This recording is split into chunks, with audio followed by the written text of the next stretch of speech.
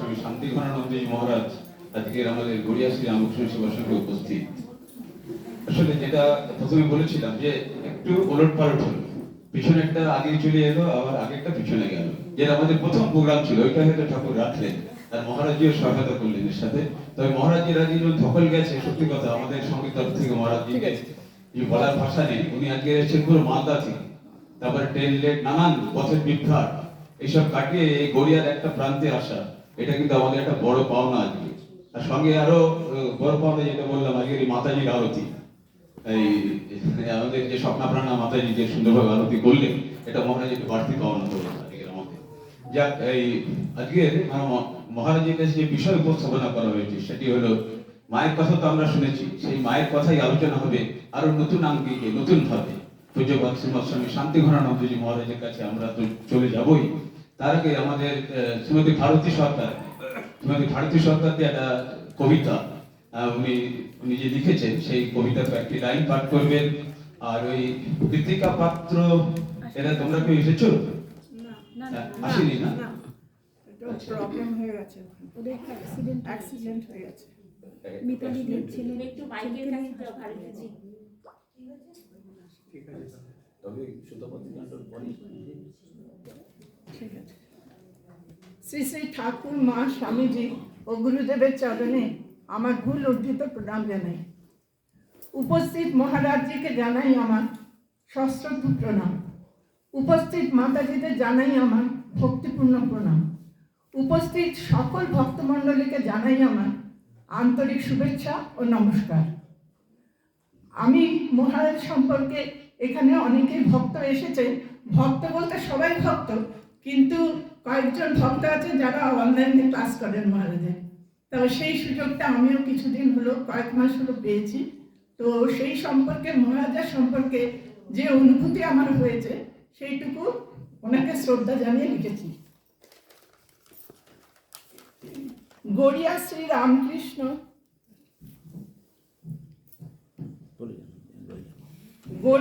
রামকৃষ্ণ সেবার সঙ্গে আজ উপস্থিত হয়েছেন শ্রীমৎ স্বামী শান্তি ঘনানন্দ মহারাজ। আপনি মোদের পরিচিত পথিক মহারাজ, পরমার্থ বোধ জাগান মোদের নিত্য সকাল সাঁঝ। কেমন ভাবে করতে হয় এই জগতের সেবা, প্রাণী প্রকৃতি মানব সকল সবই তাতে ভরা। কি অপূর্ব ছন্দে থাকে মনের পরম শান্তি, স্বচ্ছ আলো সূর্যের মতো আনে মনে প্রশান্তি।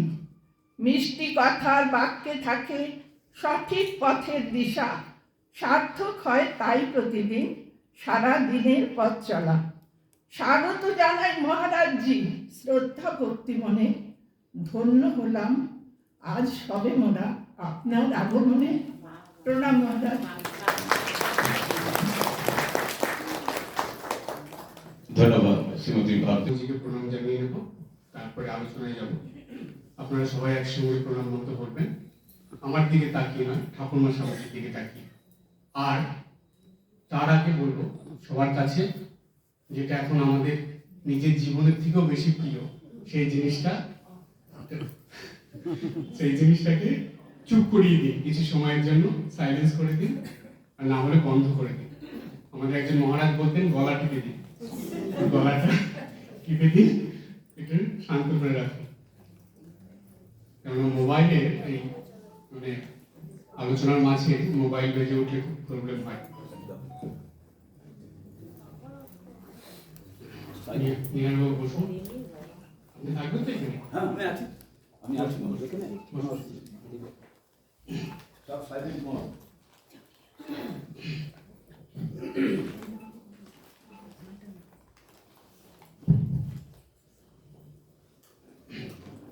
শুরু করি সবাই। ওম গুরু ব্রহ্মা গুরু বিষ্ণু গুরু দেবা মহেশ্বর গুরু সাক্ষাৎ পরম ব্রহ্ম তস্मै শ্রী গুরবে নমঃ।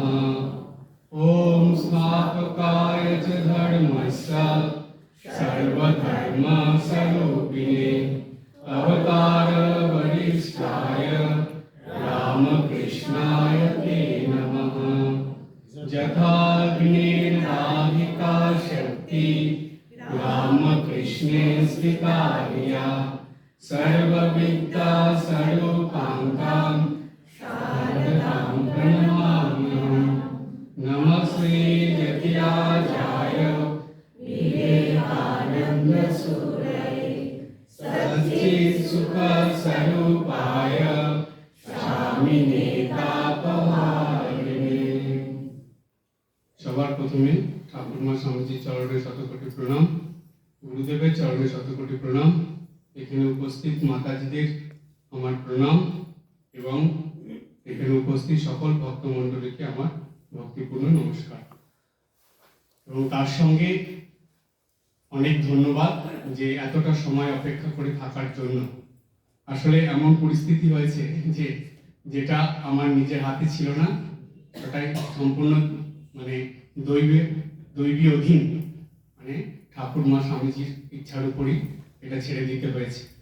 তার কারণ আমি গিয়েছিলাম আজকে মালদাতে 25 তারিখে, 26 তারিখে ওইখানে প্রজাতন্ত্র দিবস উপলক্ষে একটা প্রোগ্রাম ছিল স্কুলে, তো সেটা অ্যাটেন্ড করেছিলাম। তারপরে ওখান থেকে ফিরে আসার কথা 26 তারিখ রাতে, কিন্তু সেখানকার মহারাজ জানালেন যে ট্রেনের টিকিট পাওয়া যায়নি, তো সেই কারণে 27 তারিখ সকালে করা হয়েছে। তো আমি ওনাকে বলেছিলাম আমার বিকালে প্রোগ্রাম আছে, তো উনি বললেন যে তোমার তো প্রোগ্রাম 4টের থেকে, তো তুমি 1টা-2টোর মধ্যে হাওড়ায় পৌঁছে যাবে। তো সেইভাবে করেছে। এখন এত ট্রেন লেট, তবুও জানেন কেমন হলো দেখুন, 3টের সময় হাওড়ায় ট্রেনটা আসলো, কিন্তু প্ল্যাটফর্মে ঢোকার কিছুটা আগে ট্রেনটাকে দাঁড় করিয়ে দিল। এইবার আমি মানে কিছু তো করার নেই, ওখান থেকে ব্যাগপত্র নিয়ে কোথায় হেঁটে আসবো, কি করবো। তো নিহারবাবু ফোন করেছিলেন, আমি বললাম যে দেখুন এরকম ব্যাপার। সেই ট্রেনটা 4টে বাজতে 10 মিনিট আগে হাওড়া স্টেশনে ঢুকবে।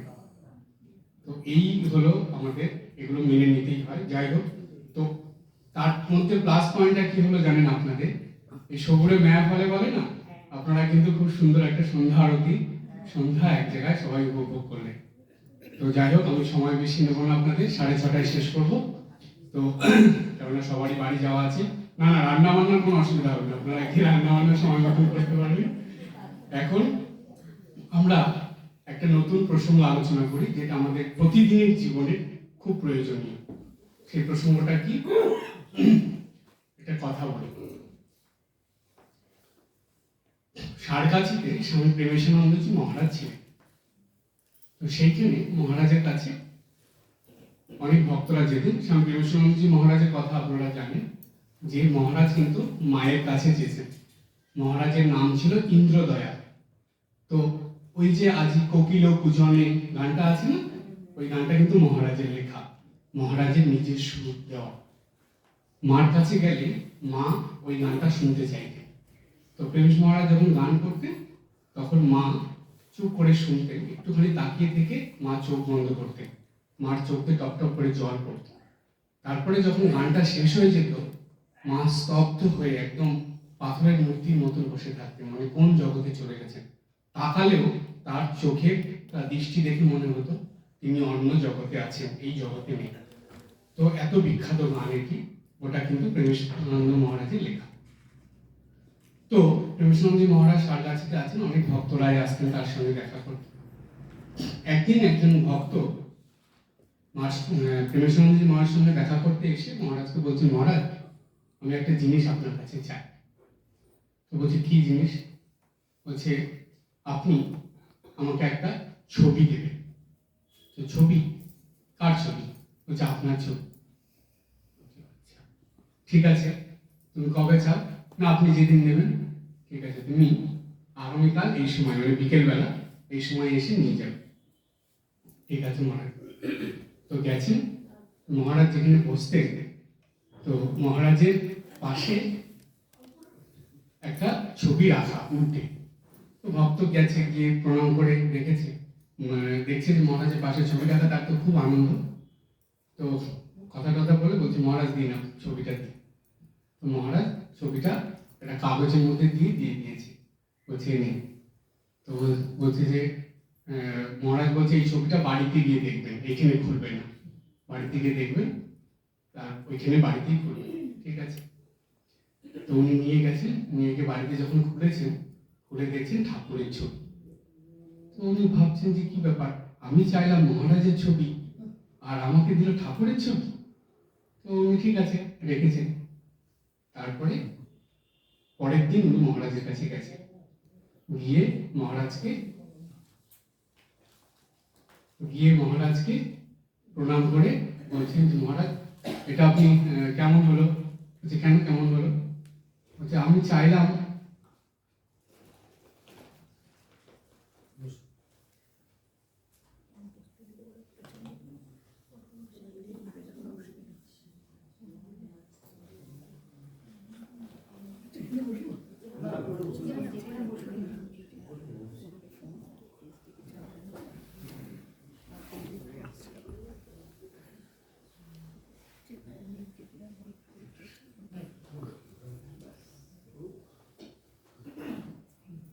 ঠিক আছে, শুরু করি আমরা আবার। সবাই একটু শান্ত থাকবেন, কথা নিজেদের মধ্যে একটু কম করবেন। তো তখন উনি এসে মহারাজকে বলেন মহারাজ এটা কেমন হলো? বলছে কেন? বলছে আমি চাইলাম আপনার ছবি আর আপনি আমাকে ঠাকুরের ছবি দিয়ে দিলেন। তখন মহারাজ হাসলেন, এসে বললেন যে কথাটা বললেন এটা আমাদের সবার জন্য শিক্ষণীয়। মহারাজ বললেন যে দেখো, এই ছবিটা দুটো কারণে তোমাকে দিয়েছি। প্রথম, এটা তুমি নিজের কাছে রাখবে সবসময়, এক। দুই, নিজের আদর্শকে কখনো ছোট করবে না। কেন? ঠাকুর হলো আমাদের আদর্শ, ঠাকুরকে আমাদের কাছে সবসময় রাখতে হবে। বর্তমান সময়ে আমরা দেখি বেশিরভাগ বাড়িতে ঘরে ঢুকলে ছবি দেখা যায় না। যদিও ছবি দেখা যায়, সেগুলো কোনো ঠাকুর দেবতা বা দেবদেবী, মহাপুরুষ বা সাধক সাধিকার ছবি নয়, অন্য কোনো ধরনের ছবি তারা রেখে দেয়। এর দুটো কারণ আছে। প্রথম কারণটা হলো ঘরের সৌন্দর্য নষ্ট হবে বলে, কেন ছবি দিতে হবে না, সৌন্দর্যটা নষ্ট হয়ে যাবে।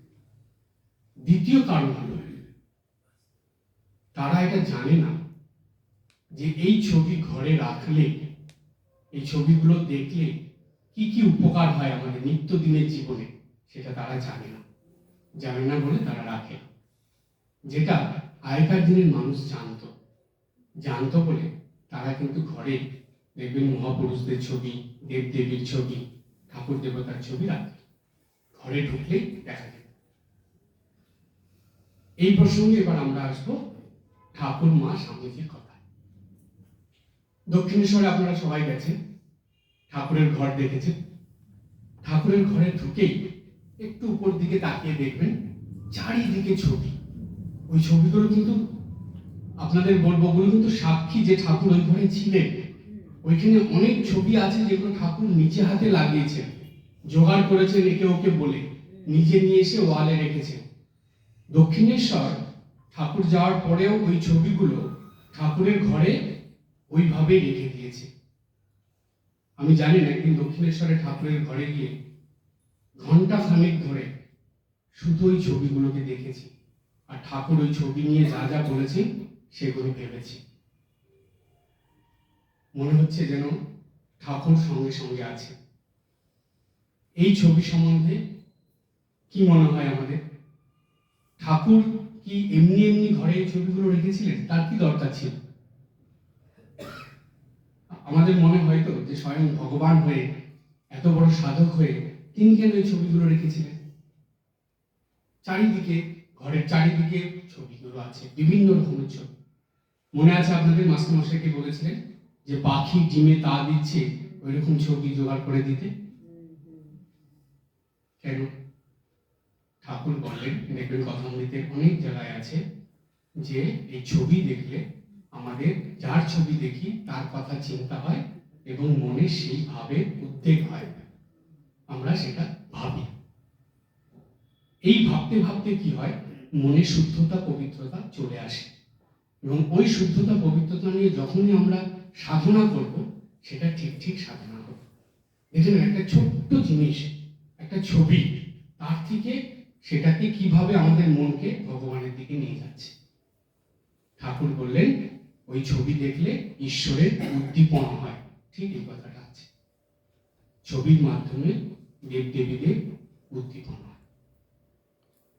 আমরা, আমাদের বাবা মা তো আমাদের ছেড়ে চলে যায়, কিন্তু তাদের ছবি ঘরে রাখি কিনা? কেন? তাদের স্মরণ মননের জন্য, আমাদের স্মৃতিপথে যাতে তারা থাকে।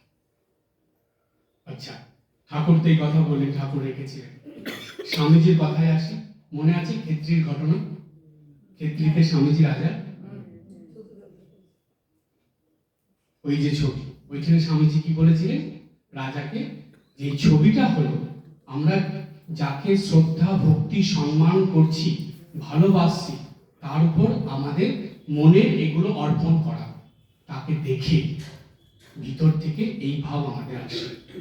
সুতরাং এই ছবিগুলো আমাদের মনের শুদ্ধতা পবিত্রতার জন্য এবং মনের ভক্তি বিশ্বাস ভালোবাসা অর্পণ করার জন্য একটা পথ।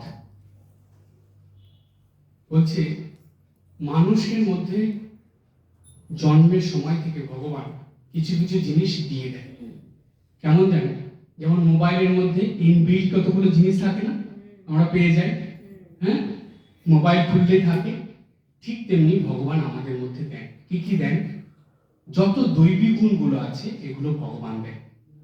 শ্রদ্ধা, ভক্তি, বিশ্বাস, ভালোবাসা, স্নেহ, মমতা, এগুলো বাইরে বাজারে তো কিনতে পাওয়া যায় না, এগুলো আমাদের ভগবান দিয়ে। এইবার একটা মজার ব্যাপার জানেন, সাইকোলজিতে আছে, মনোবিদ্যায়, যে আমাদের মনে ভগবান যেগুলো দেন ওগুলো আমাদের ভিতরে আমরা রাখতে পারবো না, শত চেষ্টা করে। ওগুলোকে অর্পণ করতে হবে, দিতে হবে কাউকে, কোথাও এটাকে বিলিয়ে দিতে হবে। এবার সেটা কিভাবে? বলছে যে এই যে যাদের আমরা শ্রদ্ধা ভক্তি করি, আমাদের গুরুদেব, ঠাকুরমা, স্বামীজি, তাদের কিন্তু আমরা প্রতিদিন আমাদের মনের এই ভক্তি বিশ্বাস ভালোবাসা এগুলো দিচ্ছি। আমরা যে জপ করি তার আগে প্রার্থনার কথা বলা হয়, তার আগে প্রণামের কথা বলা হয়।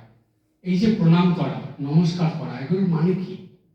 নিজের ভিতরে ভক্তি বিশ্বাস ভালোবাসা অপরের প্রতি জ্ঞাপন করা, মানে অর্পণ করা। এই যে ব্যাপারটা, আমরা এই যে প্রতিদিন সকালবেলা ঘুম থেকে উঠে আমাদের জপ করা, আমাদের ঠাকুর সেবা করা, পূজা করা, সন্ধ্যা বন্দনা করা, এই সবের মধ্যে দিয়ে আমরা আমাদের ভিতরে ভক্তি বিশ্বাস ভালোবাসা শ্রদ্ধা এগুলো ভগবানকে অর্পণ করি। সেই জন্য বলা হয় মানুষ কি করে? গঙ্গা জলে গঙ্গা পুজো করে। ভগবান আমাদের দিয়েছেন, আমরা ভগবানকে দিচ্ছি। কিন্তু কি আশ্চর্যের বিষয় দেখুন, এটাও আমরা দিতে কার্পণ্য বোধ করি, আমরা দিতে চাই না ঠিকভাবে। এই সৃষ্টিতে যদি ভগবানের দিক দিয়ে আমরা নিজেদেরকে বিচার করি, তাহলে আমাদের সাধনা অনেক সহজ হয়ে যায়। কিন্তু আমরা চিন্তা করি জাগতিক দিক দিয়ে, সেজন্য আমাদের কাছে সাধনা অনেক কঠিন হয়ে ওঠে। স্বামীজি ওই কথাই বললেন যে ছবি দেখে, ওই ছবি দেখে তার প্রতি শ্রদ্ধা বিশ্বাস ভালোবাসা ভক্তি আমরা সব অর্পণ করি, করে আমরা নিজেদেরকে তৃপ্ত বা সন্তুষ্ট মনে করি। এরপরে আমরা আসি মায়ের কথা। মা বললেন, খুব ভালো করে শুনবেন,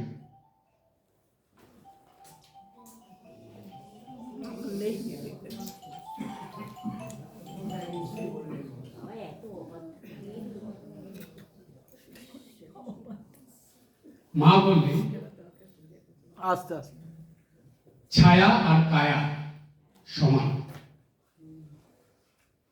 ছায়া আর কায়া সমান। আর একটা কথা বললেন যে ওই ছবিতেই তার দর্শন হয়। এই দুটো কথা আমরা একটু বুঝি। ছায়া মানে হলো শরীর, যে আমাদের শরীরের যে সেই মানুষটা ছিল, তার শরীরেরই তো সেই ছবিটা। তো ছায়া মানে হলো ছবি, সেই মানুষটার বা সেই দেবতার, সেই দেবীর ছবি। আর কায়া মানে হলো শরীর। তার মানে ছায়ার কায়া সমান, মানে সেই মানুষটা সশরীরে না থাকলেও তার ছবিতে তিনি আছেন। তারপরেই মা বললেন যে ছবিতে তার দর্শন হয়। কি করে? প্রার্থনা, জপ, ধ্যান, সেই ছবির প্রতি পুজো পাঠ এগুলো করতে করতে সে তার সেই ছবির থেকেই সেই দেবদেবীর দর্শন পাওয়া যায়। এরপরে মা একটা খুব সুন্দর কথা বলেছিলেন। দেখুন, আপনারা খুব ভালো করে একটু চিন্তা করে দেখবেন, ঠাকুরমা স্বামীজির আগে পর্যন্ত যত অবতার পুরুষ এসেছেন, দেবদেবী এসে, মানে দেবদেবীর কথা আমরা জানি, যারা যারা এই জগৎ সংসারে এসেছিলেন ঈশ্বর পুরুষ হিসাবে, দেব পুরুষ হিসাবে, তাদের কারো কিন্তু অরিজিনাল ছবি পাওয়া যায় না, সব মনে গড়া ছবি। একমাত্র ঠাকুরমা স্বামীজির ছবি কিন্তু অরিজিনাল ছবি। মা কি বললেন? ছবি তোলার পর মা বললেন, দেখেছো এরা কত চালাক, আমাদের ছবি তুলে রাখছে। তার মানে মা এটা বোঝাতে চাইলেন যে আগে তো এগুলো ছিল না, এখন আমরা পেয়েছি, মানে কি সাক্ষাৎ পেলাম, ছায়ার কায়া সমান। এবার বলবেন যে মহারাজ, তাহলে আমরা যারা কৃষ্ণের পুজো করছি, রামের পুজো করছি, যারা অন্য দেব দেবীর পূজা করছি, তাহলে ওই যে তারপরে মা বলে দিলেন ছবিতে তার পুজো করতে করতে তার দর্শন পাওয়া যায়। ঠিক ভগবান সেই রূপেই আপনাকে দেখা দেবেন, যেই রূপটা আপনার সব থেকে বেশি ভালো লাগে। কেন? ঠাকুর বললেন যে কে কি কাজ করছে সেটা ভগবান দেখেন না, ভগবান মন দেখেন। তো আপনি মনের ভিতরে যাকে স্থান দিয়ে রেখেছেন, যার প্রতি আপনার এত শ্রদ্ধা, ভক্তি, বিশ্বাস, ভালোবাসা, ঠিক সেইভাবেই ভগবান আপনার কাছে ধরা দেবেন। তাহলে আমার আজকে যে প্রসঙ্গটা সেটা হলো ছায়ার কায়া সমান, এই কথাটার উপরে। ছবির মাহাত্ম্য প্রচুর। আমি যখন প্রথম বেলুড় মঠে জয়েন করি, সেই সময় জয়েনিং এর পর সব মহারাজদের প্রণাম করতে হয়। তো আরোগ্য ভবন আপনারা জানেন, আরোগ্য ভবনে গেছি, সব বয়স্ক মহারাজদের প্রণাম করছি। তখন একজন বয়স্ক মহারাজ আমাকে প্রণাম করার পর বললো, তুমি নতুন এসেছো? আমি বললাম, হ্যাঁ মহারাজ। সব জিজ্ঞেস করলেন, করে উনি ওনার বিছানায় বালিশের কাছ থেকে একটা ছবি নিলেন, মায়ের ছবি। ছবিটা নিয়ে তিনি আমার হাতে দিয়ে বললেন, এটাকে সব সময় কাছে রাখবে। এখনো আছে, আমি দেখাবো আপনাকে এই ছবিটা। দিয়ে বললেন সব সময় কাছে রাখবে, আর যখনই যা হবে, মনের মধ্যে যা আসবে, ছবিটা পকেট থেকে বার করে সামনে ধরবে, ধরে দেখবে। আর কিছু বললেন না। সেটাই, এটা আমার কাছে সবসময় থাকে। তো কথা হলো এটা, কেন মহারাজ সেদিন বলেছিলেন, পরে যত দিন গেছে ধীরে ধীরে আমি বুঝেছি যে এই ছবির মাহাত্ম্য আমাদের জীবনে অনেকটাই, আমরা সেটা বুঝি না বলে তাই, অনেকটাই আমাদের মনকে অনেক সে তাদের দিকে আকর্ষণ করে রাখে। কতটা মনে শক্তি আসে বলুন তো? না, আমার কাছে মা আছে, আমার কাছে ঠাকুর আছে, আমি তো একা নই, যেখানে যাচ্ছি যা হচ্ছে একটা তো আশ্রয় স্থল আছে তো আমার, আমি তো তার কাছে নিজেকে অর্পণ করতে পারছি। মানুষ জানেন, মুখে কথা বললেও মনের ভিতরে তার অনেক কথা চলতে থাকে। সেজন্য দেখবেন মানুষ যখন রেগে যায় কারো প্রতি, অনেকদিন ধরে রাগ ভিতরে জমতে জমতে, রাগটা কি জানেন, অনেক কথার সমষ্টি। একদিন বাস্ট হয়ে গেল, ফুলঝুরির মতন বেরোচ্ছে, তুবড়িবাজি দেখেছেন? সেই রকম।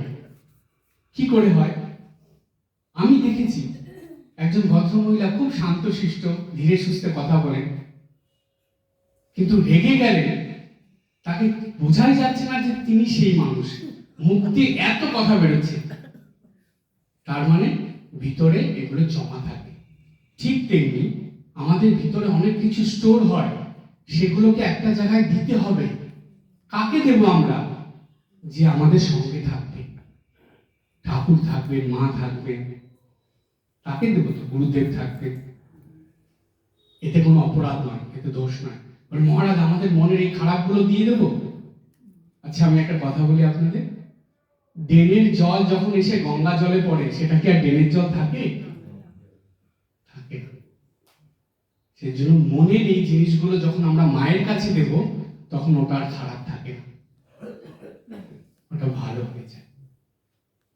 মা গঙ্গার থেকেও বেশি পবিত্র, জানেন তো ঘটনাটা? মায়ের বাড়িতে জয়রামবাটি একজন এসেছে। কে ছিলেন দিদি? নলিনী দিদি। সে কুকুরের বিষটা বাড়িয়েছে বলে, বা তার এরকম অসুখ হয়েছে, সে ভাবছে যে তার এটা রাত্রেবেলা, তখন সে স্নান করবে, এইসব নানা রকম কথা। মা কি বললেন, না এখন স্নান করতে হবে না, গঙ্গা জল দে। গঙ্গা জলও সে দিতে চাইছে না, বলে ঠিক আছে গঙ্গা জল দিতে হবে না, আমাকে ছোট। কথাটার মানে কি? গঙ্গার থেকেও বেশি পবিত্র। সুতরাং সেই মায়ের কাছে, মা যখন আমাদের কাছে থাকবেন, মায়ের স্পর্শে কি আমরা অপবিত্র থাকবো? আমরাও পবিত্র থাকবো। এই জন্য মাকে কাছে রাখা। শিলংয়ে আছি আমি, নতুন গিয়েছি দুর্গাপুজোর সময় 2023-এ। তা ওইখানে কাজকর্ম দেখছি, তো ওইখানে বুক স্টলে আমি বসতাম। ওই দুর্গাপুজোর সময় থেকে সন্ধ্যা আরতির পরে, বুক স্টলটা সন্ধ্যা আরতির আগে বন্ধ হয়ে যেত, সন্ধ্যা আরতির পরে আমি একটু বসতাম, অনেক মানুষ আসতেন। তো একদিন একজন পুলিশ, তিনি পুলিশের খুব বড় পোস্টে আছেন, একজন মহিলা, তিনি এসেছেন। এসে বুক স্টলে দাঁড়িয়ে আছেন এক সাইডে। ভিড় কমে যাওয়ার পর আমি ওনাকে জিজ্ঞেস করছি, আপনি কি কিছু নেবেন? বলছি, না মহারাজ, আমি আপনার সঙ্গে একটু কথা বলতে এসেছি। আমার ঠিক আছে বসুন। তো যখন ভিড় কমে গেল, তখন ওনাকে বসিয়ে আমি বললাম, আপনি কিছু খাবেন? জল কিছু? না মহারাজ, আমি আগে কথাটা বলিনি, না হলে কিছু খেতেও পারবো না। ঠিক আছে। তো শুনলাম, মানে তার ভিতরে এমন হয়ে আছে যে কিছু খাওয়ারও সে, তার কাছে তখন ভালো লাগছে না। তো তখন আমাকে বলছেন যে মহারাজ, যে আমি, ওনার পরিচয় দিলে পুলিশের কাজ টাজ করে, তো বললেন, আমি না মনের দিক থেকে ভীষণ অশান্ত, অস্থির হয়ে আছি, মানে খুব অশান্তির মধ্যে আছি, মন অস্থির, চঞ্চল, আমার কিছুতেই আমি করতে পারি না, মনকে কন্ট্রোল করতে, মানে নিজের কন্ট্রোলে রাখতে পারি না। আর যে ডিউটির মধ্যে আছি, মাথা গরম হয়, তারপরে মনের ভিতরে অনেক বিরক্তি আসে, অনেক রাগ আসে। তো আমি তখন বললাম যে আপনার দীক্ষা হয়নি? বলছে, হ্যাঁ মহারাজ, দীক্ষা তো হয়েছে, কিন্তু জব করারই সময় পাই না। তো তখন বলছি, আমি বললাম যে হ্যাঁ, আপনাদের যা মানে কাজ, তাতে করে তো এটা হয়, পুলিশের কাজ। তো বলছে যে মহারাজ, আমার প্রশ্ন হলো, এমন কি কিছু আছে যেটা দিয়ে মন শান্ত করা যায়? আমি বললাম, হ্যাঁ আছে। আছে? খুব খুশি হয়ে গেল শুনে। বললাম, হ্যাঁ আছে। বললো, কি আছে? আমাদের বুক স্টলে সারদা মার ছবি অনেক রকম সাজানো ছিল। আমি বললাম, ওই দিকে তাকান, ওইখানে যিনি বসে আছেন তিনি আছেন। তো আমরা অবাক হয়ে গেল, ওই দিকে দেখে আমার দিকে দেখছে। আমি বললাম, এখন আপনার অবাক লাগছে, কিন্তু কয়েকদিন পরে আপনি এটাকে সত্যি বলে ভাববেন। কারণ আমি আমার জীবনে যত ছবি দেখেছি, সারদা মায়ের মতন এমন ছবি, মনকে শান্ত করার মতন ছবি আমি আর কোনো ছবি দেখি। ঠাকুরের থেকেও যেন আরো বেশি ধীর স্থির, শান্ত। মায়ের একটা ছবি আপনারা বের করবেন তো, যেই ছবি দেখে মন অন্যরকম হয়ে যায়। কোন এরকম ছবি নেই, বেশি না। আমরা জানি, আমরা কোনো কিছুকে ভালো করে দেখি না। মায়ের যে কোনো ছবি আপনি সামনে নিয়ে একটু ভালো করে দেখবেন, মন যদি ধীর স্থির শান্ত না হয়, তারপরে আপনারা আমাকে বলবেন। কিন্তু একদিন না, কয়েকদিন। ধীরে ধীরে ধীরে ধীরে দেখুন, যে কোনো পরিস্থিতিতে আপনার মন শান্ত হবেই হবে। শুধু মায়ের ছবিটা আপনার চোখের সামনে রাখুন। প্রভানন্দজি মহারাজ, আপনারা জানেন, একটা ঘটনা বলি মহারাজের কাছে একজন এসেছেন, এসে বলছেন যে মহারাজ, আমার মন খুব চঞ্চল থাকে, অশান্ত থাকে, মনটা কিছুতেই শান্ত করতে পারি না। মহারাজ বলছেন জপ টপ করেন না? বলছে করি মহারাজ, কিন্তু তবুও মন শান্ত হয় না। তো মহারাজ বলছেন আপনার বাড়ি কোথায়? বলছে এই তো বেলুর মঠের কাছে। মহারাজ বললেন ঠিক আছে, আপনি একটা কাজ করতে পারবেন? বলুন হ্যাঁ মহারাজ বলুন, করবো। বলছে এটা কিন্তু বেশ কয়েকদিন আপনাকে করতে হবে। বলে হ্যাঁ মহারাজ করবো, বলুন। তখন মহারাজ বললেন আপনি প্রত্যেক দিন আপনার সময় মতন সকালে বা বিকেলের দিকে মায়ের মন্দিরে আসবেন, এসে মায়ের ছবির দিকে তাকিয়ে কিছুক্ষণ বসে থাকবেন। 1 মাস পরে আপনি আমার সঙ্গে এসে দেখা করে বলবেন। 1 মাস পরে সেই মহিলা যখন এসেছেন, মহারাজ বলছেন সে সম্পূর্ণ চেঞ্জ হয়ে গেছে, তার চেহারার মধ্যে আলাদা একটা ভাব চলে এসেছে। সে তখন মহারাজকে বলছে যে মহারাজ, আমি আপনার কথা মতন কাজ করে আমার এমন মনের অবস্থা হয়েছে এখন, একদিন মঠে এসে মার কাছে না বসলে ভালো লাগে না। আর আমি ঠিক ওই ছবিটা কিনে নিয়ে গেছি, আমার ঘরে রেখেছি, আমি যখনই আমার মনে হয় মাকে দেখি। বলছে এতে করে আপনার কি উপকার হয়েছে? বলছে মহারাজ এতে করে আমার অনেকগুলো উপকার হয়েছে। মনের রাগ, মনের অশান্তি, দুশ্চিন্তা, চঞ্চলতা, এগুলো সব কমে গেছে। একটা ছবির শক্তি দেখুন, কেন? ছায়া আর কায়া সমান। দেখুন, আমরা মন্দিরে যাই, একটু দেখি, প্রণাম করে চলে যাই, ভালো করে দেখি না। আপনারা ঠাকুর, মা, স্বামীজি, গুরুদেব, তার মধ্যে যারই হোক, কিন্তু আমি বলবো সারদা মার ছবি প্রত্যেক দিন কিছুটা সময় একটু দেখার চেষ্টা করুন। যে কোনো ছবি, মায়ের যে কোনো ছবি, যেটা আপনার সব থেকে বেশি ভালো লাগে। মার তো অনেকগুলো ছবি আছে, যেটা আপনার সব থেকে বেশি ভালো লাগে সেই ছবিটা একটু ভালো করে দেখুন। দেখবেন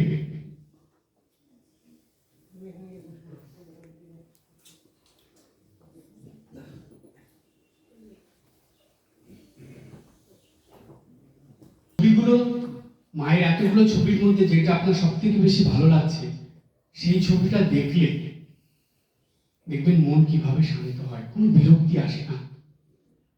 আমি দেখেছি, আপনাদের সত্যি কথা বলি, আজকে ট্রেনে যখন বসেছিলাম, ট্রেনটা যে এরকম করছে, স্টেশনের সামনে এসে দাঁড়িয়ে গেছে, মানুষজন বিরক্ত হয়ে গেছে প্ল্যাটফর্মে, মানে পৌঁছানোর জন্য। ট্রেনের কম্পার্টমেন্টে বসা যাচ্ছে না, তারা নিজেদের মধ্যে এত বিরক্তি প্রকাশ করছে। কিন্তু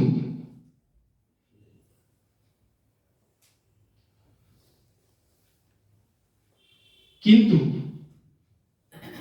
আমি নিজে অহংকার বা গর্ব করে বলছি না, আমার কোনো অসুবিধা হচ্ছিল না। কেন? মা ছিলেন। আমি যদি বিরক্ত হই, আমার সঙ্গে তো মাও আছে, তিনি কি ভাববেন? সুতরাং এই যে ধীর স্থির শান্ততা, এটা আমরা অনেকেই বলি অনেক কঠিন জিনিস, জব করতে হবে, এই করতে হবে, সেই করতে হবে, উপবাস করতে হবে, হ্যান ত্যান। অত ওই কঠিনের মধ্যে আমি কেন যাব? এত সহজ রাস্তা থাকবে। সহজ রাস্তা হলো মাকে সঙ্গে রাখো, মাকে সঙ্গে রাখো। আপনি যখন আপনার নিজের গর্ভধারিণী মাকে নিয়ে কোথাও যাচ্ছেন, তখন আপনি নিজের খেয়াল বেশি রাখেন না মার খেয়াল বেশি রাখেন? আর উনি তো আমাদের সত্যের জননী। তাহলে বিশ্বাসে মিলায় বস্তু, তর্কে বহুদূর। মা আছেন আমাদের সঙ্গে, এই বিশ্বাস নিয়ে মাকে সঙ্গে নিয়ে চলবে, দেখবেন মা আমাদেরকে কখনো ছেড়ে যাবে, সবসময় আমাদের সঙ্গে থাকবে। বাবুরাম মহারাজ বলছেন যে আমাদের অনেক জন্মের ভাগ্য যে আমরা এইরকম মা পেয়েছি, এত আপন, এত নিজের, যে মায়ের কাছে আসলে তার কাছ থেকে যেতে ইচ্ছে করতো না। একজন এসেছে মায়ের কাছে, দেখে মাকে দেখে প্রণাম করে চলে যাবে।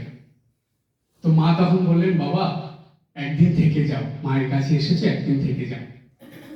সে 3 দিন হয়ে গেছে, যাওয়ার নামই করে না। 3 দিন ধরে মায়ের কাছে আছে, আর মাও সেইভাবে তাকে আদর যত্ন সেবা করে যাচ্ছে। এই হলো মা, যার কাছ থেকে আমাদের যেতে ইচ্ছে করে না। সুতরাং সাধু নাগ মশাইয়ের কথাটা আমাদের যাতে মনে থাকে, এটা ছোট করা নয়, কিন্তু এটা মায়ের মাহাত্ম্য প্রচার করা বা মাকে আমাদের মনের আরো বেশি আপন করা। কি বলেছিলেন সাধু নাগ মশাই? যে বাপের থেকে মা দয়াল। ঠাকুর অনেক বেছে কুচি নিতেন।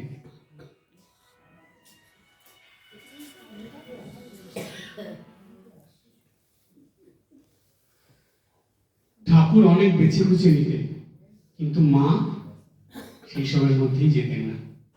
মার কাছে সবাই সমান এবং সবাই মার কাছে নিজের। আমজাদও যেমন ছেলে, শরৎও তেমন ছেলে, কাউকে ফেরাননি মা।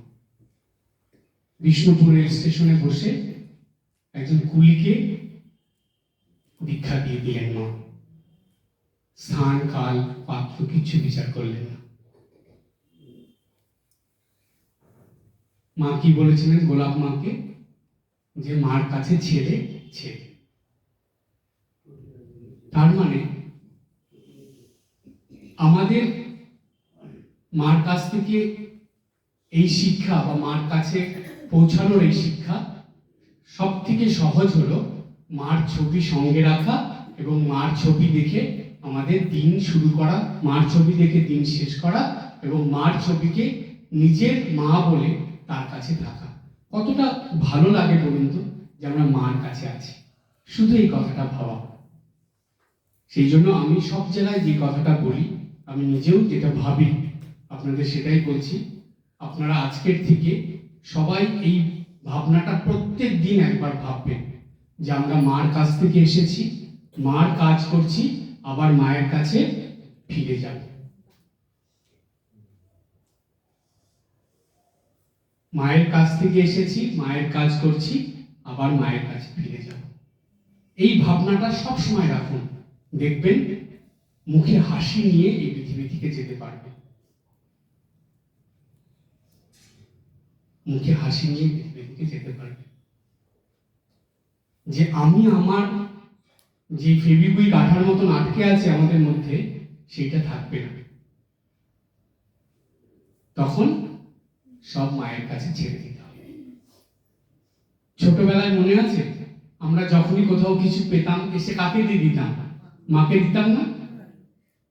দিয়ে কি আমাদের কিছু মনে হতো না? মনে বেশি আনন্দ লাগতো, মনে আনন্দ লাগতো যে না, আমারটা মার কাছে দিয়েছি। তারপরে কিন্তু আমরা ফিরে চিন্তাও করতাম না যে ওই জিনিসটা কি হলো। আমরা নিশ্চিন্ত যে না, মার কাছে আছে।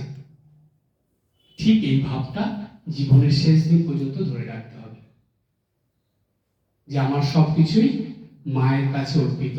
সেজন্য স্বামীজির কথা, আমরা জন্মের থেকে মায়ের জন্য বলি প্রদত্ত। এই বলি প্রদত্ত মানে এটা কিন্তু অন্যভাবে নিতে হবে না। আমরা সচরাচর যেমন বলি দেখি সেরকম নয়। বলি প্রদত্ত মানে আমরা মায়ের কাজের জন্য আমাদের জীবন উৎসর্গীকৃত। সে আমরা ত্যাগের পথেই থাকি আর আমরা সংসারে থাকি। সংসারটাও মা ছাড়া নয়, আমাদের আশ্রমটাও মা ছাড়া নয়। সুতরাং মা এক এক জায়গায় এক এক রকম করে আছে, কিন্তু সেই মাতৃত্ব একই রকম আছে। রামকৃষ্ণ ভক্তমণ্ডলী এবং রামকৃষ্ণ মিশনের ত্যাগী গৃহী ভক্তরা সব মিলেই তো ভক্তমণ্ডলী। সেই ভক্তমণ্ডলীর উদ্দেশ্যে আমাদের এই কথা সবসময় আমরা যাতে মনে রাখি, যে আমাদের এই সংঘ জননী যিনি, আবার সংসারের কর্ত্রীও তিনি, সেই মাই। স্বামী ভূতেশানন্দজি মহারাজের কথা বলে শেষ করি। মহারাজকে জিজ্ঞেস করা হয়েছে যে মহারাজ, এত এত সব সাধুরা সারা ভারতবর্ষে, সারা পৃথিবীর বিভিন্ন জায়গার থেকে সব ছেলেরা আসছে, সারদা মঠে সব মেয়েরা আসছে, কিন্তু তাদের মধ্যে অনেক বিভেদ, অনেক কিছু, সবার মনোভাব আলাদা, সবার রুচি পছন্দ আচার ব্যবহার সব আলাদা, কিন্তু তারপরেও তারা সবাই একসঙ্গে থাকছে কি করে? মহারাজ শুনে বললেন, কি করে থাকছে জানো? দেখবে তাদের সবার মধ্যে বিভিন্ন বৈচিত্র্য আছে। কেউ হিন্দি ভাষী, কেউ বাংলা ভাষী, কেউ ইংরাজি বলছে, কেউ মারাঠি বলছে, খাওয়া দাওয়া আলাদা, তাদের পোশাক পরিচ্ছদ ব্যবহার সবকিছু আলাদা, কিন্তু একটা জায়গায় কিন্তু তাদের মিল। কি সেটা? তারা সবাই ঠাকুর মাকে ভালোবাসে। তারা সবাই ঠাকুর মাকে ভালোবাসে। এই ভালোবাসার মিলটা কিন্তু আমাদের রাখতে হবে। আর মা এই মন্ত্রটা আমাদের দিলেন যে আমাদের সংঘ ভালোবাসায় গড়া। যেখানে ভালোবাসা থাকবে না, জানবেন সেখানে ঠাকুর মা তো থাকবেন না, ভক্তরাও থাকবে না। এই যে আজকে গড়িয়া রামকৃষ্ণ সেবা সঙ্গে এসেছি, এখানেও কিন্তু তাই। আজকে আপনারা কিসের জন্য এসেছেন? এই ভালোবাসার টানে, ভালোবাসার জন্য। আজকে আমরা সবাই এই ভালোবাসার বন্ধনে বন্ধ, একসঙ্গে একত্রিত। আর এই ভালোবাসাটা কোথা থেকে আসছে? কে দিয়েছেন আমাদের এই ভালোবাসা? কেন? তিনি তো বলেছিলেন আমাদের সঙ্গ ভালোবাসায় করে। এই সঙ্গের মধ্যে ভালোবাসা তিনি যদি ঢেলে না দেন, আমরা এই ভালোবাসা নিয়ে নিজেদের মধ্যে একত্রিত হয়ে কি করে থাকবো? সেই জন্য যদি সবার, আমরা প্রত্যেকে এক একজন এক এক রকম, নিজের হাতের দিকে তাকাবেন, হাতের 5টা আঙ্গুল কি সমান? সমান নয়, কিন্তু এই হাত দিয়েই আমরা সব কাজ করি। যদি 5টা আঙ্গুল সমান হতো, আপনি কিন্তু সব কাজ করতে পারতেন না। তাই আমাদের সংসারে, পরিবারে, সমাজে, আশ্রমে 5 রকমের মানুষ থাকবে, কিন্তু এদেরকে নিয়েই আমরা কাজ করতে পারবো। এই হাতটা দিয়ে আমি কি করে কাজ করতে পারি জানেন? এর পিছনে শক্তি থাকলেও সব থেকে প্রয়োজন কি? ভালোবাসা। আমার হাতটার প্রতি ভালোবাসা আছে বলেই আমি এই হাত দিয়ে কাজ করতে পারছি। ঠিক তেমনি আমাদের প্রত্যেকের মধ্যে যদি এই ভালোবাসাটা থাকে, তাহলেই আমরা সবাই একত্রিত হয়ে কাজ করতে পারবো। আর এই ভালোবাসা আসবে কোথা থেকে? যত আমরা ঠাকুর মাকে ভালোবাসবো, তত এই ভালোবাসা আমাদের মধ্যে আসবে। স্বামী ভূতেশানন্দজি মহারাজ একবার আমাদের একটা আশ্রমে খুব একটা হয়েছিল, মনোমালিন্যর ব্যাপার হয়েছিল। সেইখানে মহারাজ বললেন যে রাজা মহারাজ যেটা বলেছেন সেই পদ্ধতি অ্যাপ্লাই করতে হবে। সেটা কি? মহারাজ বললেন যে তোমরা ভক্তদের সঙ্গে, মহারাজদের একটা ওইখানে মনোমালিন্য হয়েছিল, তখন মহারাজ বলেছিলেন যে তোমরা, তোমাদের এই কার্যকলাপ দেখে বোঝা যাচ্ছে তোমরা ঠাকুর মাকে ভালোবাসো না। যদি তোমরা ঠিক ঠিক ঠাকুর মাকে ভালোবাসতে, তাহলে কখনো এইরকম হতো না। দেখুন কত বড় কথা। সেই জন্য জানবেন, কি পরিবারে, কি সংসারে, সমাজে, আমাদের আশ্রমে, এই প্রাইভেট আশ্রমগুলোতে যদি অশান্তি হয়ে থাকে, জানবেন সেখানে ভালোবাসার অভাব। ঠাকুর মাকে আমরা ঠিকভাবে ভালোবাসি। কেন? ভগবান ভালোবাসা দিয়েই মানুষকে তার কাছে টেনে নেয়। যেখানে ভালোবাসা নেই সেখানে কেউ যেতে চায়? একটা পশু পাখিও আসে না। তাহলে সেই জন্য আপনাদের এই সঙ্গে এসে আজকে আমার খুবই ভালো লেগেছে। প্রথম কথা, আপনারা এতটা অপেক্ষা করে আছেন। দ্বিতীয় কথা, সবাই এত ধৈর্য ধরে শুনছেন। তো এই সঙ্গে যারা যারা মেম্বার আছেন, নিহার বাবু সমেত সবাইকে আমি বলবো যে আপনারা সবাই এই সংঘটাকে আরো ভালো, আরো উন্নত করে তুলুন, আরো ভাব প্রচার হোক, কিন্তু এই ভালোবাসা জানি সবার মধ্যে থাকে। আর সেই ভালোবাসা থাকতে হবে মাকে সঙ্গে রেখে, মাকে ছাড়া নয়। তাই এই আলোচনা শেষে বলি, আপনাদের সবার বাড়িতে ঘরের সৌন্দর্যের আগে মনের সৌন্দর্যের দিকে খেয়াল রাখবেন। ঘরের সৌন্দর্য মা, ঠাকুরমা, স্বামীজি, দেবদেবী ছবি লাগালে ঘরের সৌন্দর্য কমে যায় না, বরং ঘরের সৌন্দর্যের সঙ্গে সঙ্গে মনের সৌন্দর্য বাড়ে। আমাদের ভেতরেও তো একটা ঘর আছে না? তাহলে এই ঘরে আমরা প্রতিদিন সকালে বসি, এখানে বসে নিজেদেরকে সেইভাবে তৈরি করতে হয়। একজন মহারাজ ছিলেন, স্বামী, ওনার নাম ছিল, ডাক নাম ছিল ওনার উপেন মহারাজ। অনেক বয়সে তিনি সরে গেছে, আমাকে খুব স্নেহ করতেন বেলুর মঠে। সেই মহারাজ, একদিন মহারাজের কাছে গেছি, গিয়ে কথা বলতে বলতে মহারাজ আমাকে বলছেন যে তুমি তাড়াহুড়ো করছো কেন? আমি বলছি মহারাজ আমি একটু ইয়েতে যাবো, সন্ধ্যা আরতিতে যাবো, গিয়ে সেখান থেকে গিয়ে তারপরে জব ধরে বসবো। তো মহারাজ বলছেন ও আচ্ছা, তুমি ঠাকুর ঘরে মানে ঠাকুর মন্দিরে যাবে? তখন বললাম হ্যাঁ মহারাজ। তখন মহারাজ বলছেন জানো আমাদের ভিতরেও একটা ঠাকুর ঘর আছে। আমি তো অবাক হয়ে গেছি, তখন তো ব্রহ্মচারী। বলছে মনের ভিতরে একটা ঠাকুর ঘর তৈরি করতে হয়, সেখানে ঠাকুরমা, স্বামীজি, গুরুদেব আর তুমি থাকবে। সেই ঘরে প্রতিদিন তুমি সকাল সন্ধ্যা ঢুকবে, আর যেদিন যখন সময় পাবে তখনই ঠাকুর ঘরে যাবে। সেই ঠাকুর ঘর তোমার সঙ্গেই থাকবে। আলাদা করে তুমি ঠাকুর ঘরে না যেতে পারলেও সেই ঠাকুর ঘরে তুমি যেতে পারবে, আর সেখানে তুমি ছাড়া অন্য কেউ ঢুকবে না। কত সুন্দর কথা! দেখুন, একটু চোখ বুঝে ভাবুন, আপনার ভিতরে একটা ঠাকুর ঘর, যেখানে ঠাকুরমা, স্বামীজি আছেন, আপনি সেখানে আছেন। কত সুন্দর! দেখুন, নিজের মনটা ধ্যানের স্তরে উন্নীত হয়ে যায়। আপনি গাড়িতে যাচ্ছেন, ট্রেনে যাচ্ছেন, ফ্লাইটে যাচ্ছেন, চুপ করে বসে চোখ বন্ধ করে নিজের ঠাকুর ঘরে ঢুকে যান। দেখুন, যেন মন ঠাকুরমা, স্বামীজিকে, গুরুদেবকে নিয়ে আমাদের সঙ্গে সঙ্গে চলছে। আর অবশ্যই সঙ্গে একটা ঠাকুরের ছবি বা মায়ের ছবি কিছু সব সময় রাখবেন।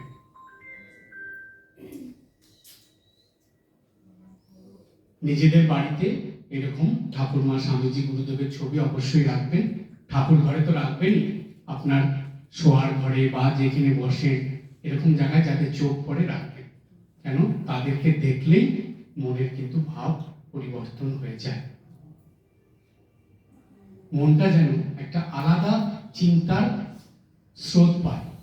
ধরুন আমি বলি, রাস্তা দিয়ে আপনি যাচ্ছেন, হঠাৎ করে অনেক কিছু দেখছেন, হঠাৎ করে স্বামীজির একটা ছবি দেখলেন বা মায়ের একটা ছবি দেখলেন।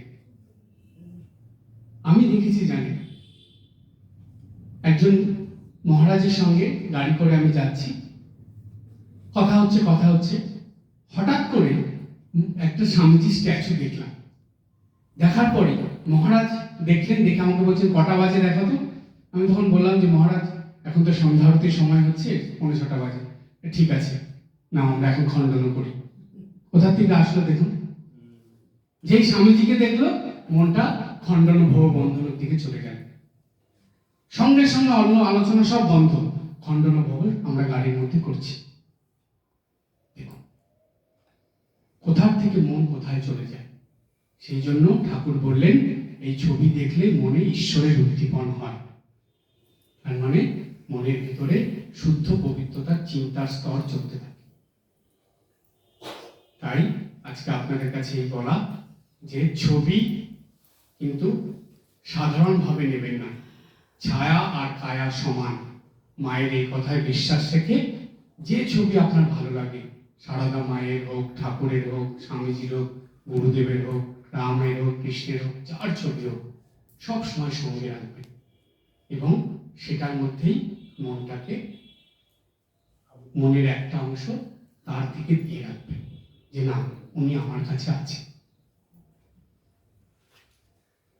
এই আছেন, উনি আমার সঙ্গেই আছেন, এই ভাবনাটাই অনেক বড় কথা। এই ভাবতে ভাবতেই ভাবের উদয় হয়, এই ভাবনাটাই আমাদেরকে তার কাছে নিয়ে যায়। আমরা জানেন যেখানে যেখানে গেছি আমাদের ভাবনা আমাদেরকে নিয়ে যায়। এটা মনোবিদ্যার কথা। আজকে এখানে আপনারা এসেছেন, কিছু ভেবে তো এসেছেন, ভাবনা ছাড়া কেউ তো আসেনি। আমরা যা করি দেখবেন সকাল থেকে যেখানে যেখানে যাই একটা ভাবনা আমাদেরকে নিয়ে যায়। সুতরাং এই যে ভাবনা সেটা কিন্তু আসে আমাদের কোনো একটা বিষয়ের কথা চিন্তা করে বা কোনো ছবি দেখে। তাই এই ভাবনাটা আপনারা সবাই রাখবেন। লাস্টে আপনাদের বলবো যে আমি একটা বই লিখেছিলাম কোভিডের সময়। সেই বইটার নাম হলো অজানা জীবনের পাথেয়। সেই বইটার মধ্যে অনেক নতুন নতুন জিনিস আছে, যেই জিনিসগুলো আপনারা আপনাদের নিত্যদিনের সাধনের ক্ষেত্রে, সাধন ভজনের ক্ষেত্রে অনেক সহায়ক হবে। আর তার মধ্যে একটা জিনিস যেটা পাবেন, যেটা অন্য কোথাও পাবেন না, সেটা হলো গৃহস্থদের নিত্য পূজার সহজ পদ্ধতি সেটার মধ্যে আছে, আপনারা পাবেন। আর একটা নতুন পাবেন, মা ঠাকুরের গল্প, স্বামীজির গল্প আমরা সবাই জানি। সারদা মা খুব সুন্দর সুন্দর গল্প বলেছিলেন ছোট্ট ছোট্ট করে, এবং মা ছড়া কাটতেন, কথা বলতে বলতে ছোট্ট 2 লাইনের একটা ছড়া কেটে দিতেন। সেগুলো দিয়ে সব লেখা আছে ওর মধ্যে, ওটাও পেয়ে যাবেন, এক জায়গার মধ্যে সব আছে। আর আমরা যেমন ফুলের বাগান ভালোবাসি, ঠিক আমাদের মনের ভিতরে একটা বাগান তৈরি করা যায়, ফুলের বাগান। কেন, কি কি ফুল দিয়ে আমরা সেই বাগান সাজাতে পারি মনের ভিতরে, সেই নিয়ে একটা নতুন প্রসঙ্গ আছে, যে জীবনের বাগান। ওটা আপনারা ওই বইটার মধ্যে পাবেন। ওই বইটার কথা এখানে যে বসে আছেন সুতপা দিদি, ওনার সঙ্গে যোগাযোগ করলে, নিহার বাবুর সঙ্গে যোগাযোগ করলে আপনারা ওই বইটা পেয়ে যাবেন। আর আমি ওই কোভিডের সময় থেকে সপ্তাহে 3 দিন ক্লাস শুরু করেছিলাম, অনলাইনে ক্লাস, ঘরে বসে বসে। তো বুধবারে হয় আমাদের উপনিষদের ক্লাস, শনিবারে ভারতের সাধক সাধিকা, আর রবিবারে গীতার ক্লাস। আপনারা বলবেন মহারাজ ইউটিউবে তো অনেক পাওয়া যায়, এগুলো বিভিন্ন জায়গায় শুনতে পাই। না, আমার ক্লাসটা হলো, আমি একটা শিক্ষা পেয়েছিলাম স্বামী সুবিতানন্দজি মহারাজের কাছ থেকে। মহারাজ বলেছিলেন যে যখন তুমি সন্ন্যাসের পরে আমাকে এই কথা বলেছিলেন, যে এখন তো তুমি বিভিন্ন জায়গায় ক্লাস নেবে, বক্তৃতা দেবে, কিন্তু এমন কথা বলবে যেটা মানুষ নিত্যদিনের জীবনে পালন করতে পারে। এমন কথা বলবে না যেটা তারা শুনবে কিন্তু জীবনে পালন করতে পারবে না, সেরকম কথা বলবে না।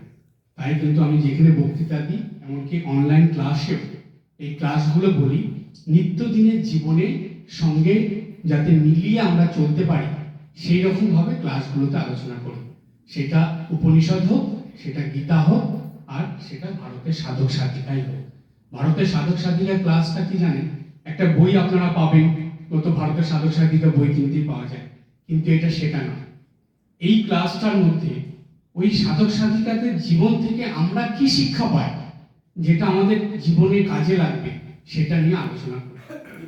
এছাড়াও প্রতি শনিবার রাত্রি 9:30 থেকে বাচ্চাদের একটা ক্লাস হয়, গল্পের মাধ্যমে তাদেরকে শিক্ষা, যেটা তারা জীবনে কাজে লাগিয়ে নিজেদেরকে আদর্শ মানুষ তৈরি করতে পারবে। আর প্রতি রবিবার ওই রাত্রি 9:30 থেকে ইউথদের নিয়ে একটা ক্লাস হয়, যেটার মধ্যে শুধু স্বামীজির কথা আলোচনা হয়, যে স্বামীজির আদর্শ নিয়ে আমাদের ইউথরা কিভাবে জীবনে এগোতে পারে সেটা নিয়ে আলোচনা করি। তো আপনাদের এটা বলা থাকলো, যদি এরকম কেউ থাকে বলবেন, তারা ক্লাসে যদি জয়েন করে, যাদের ইচ্ছা আছে, জোর করে নয়, যাদের ইচ্ছা আছে তারা করতে পারবে। তার কারণ আমাদের উদ্দেশ্য হলো যে যাতে আমরা এই দেশে একজন আদর্শ নাগরিক হয়ে উঠতে পারি এবং ঠাকুরমা স্বামীজির ঠিক ঠিক ভক্ত হতে পারি। আজকে এই পর্যন্ত, সবাই ভালো থাকবেন, হাসি খুশি আনন্দে থাকবেন। ওম জননীং শারদাম দেবীং রামকৃষ্ণং জগদ্গুরুং পাদপদ্মে তয়ো শ্রিত্বা প্রণমামি মুহুর্মুহুঃ।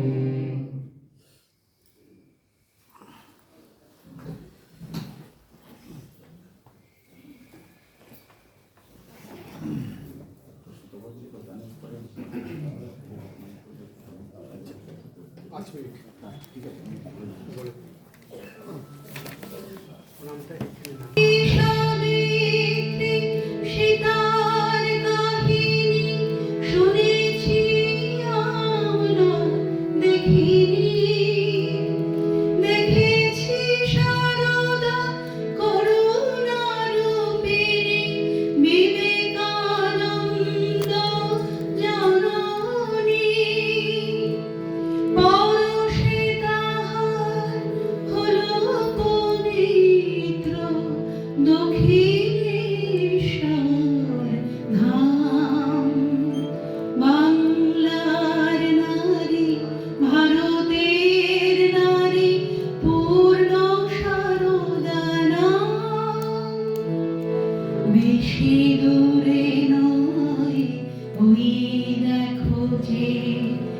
জয়রা মাটি গ্রাম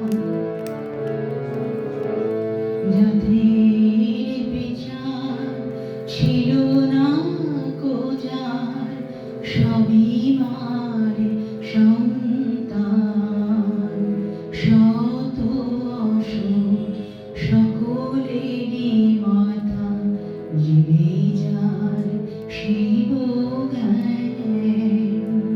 জাতির বিচার ছিল না কোজার সবই মারে সন্তান শত অসুখ সকলেরই মাতা জিবে যার শিব জ্ঞান স্বামীজি যাহাকে আখ্যা দিলেন জ্যান্ত দুর্গা নামে নরদেহে যিনি নারায়ণী রূপে পূজিতায়ে ধরাধামে স্বামীজি যাহাকে আখ্যা দিলেন জ্যান্ত দুর্গা নামে নরদেহে যিনি নারায়ণী রূপে পূজিতায়ে ধরাধামে যে মায়ের নামে হৃদয় জুড়ায় তাহাকে করো প্রণাম বাংলার নারী ভারতের নারী পূর্ণ সারদা নাম বেশি দূরে নয় ওই দেখো যে জয়রা বাটি গ্রাম বাংলার নারী ভারতের নারী পূর্ণ সারদা নাম বেশি দূরে নয় ওই দেখো যে জয়রা বাটি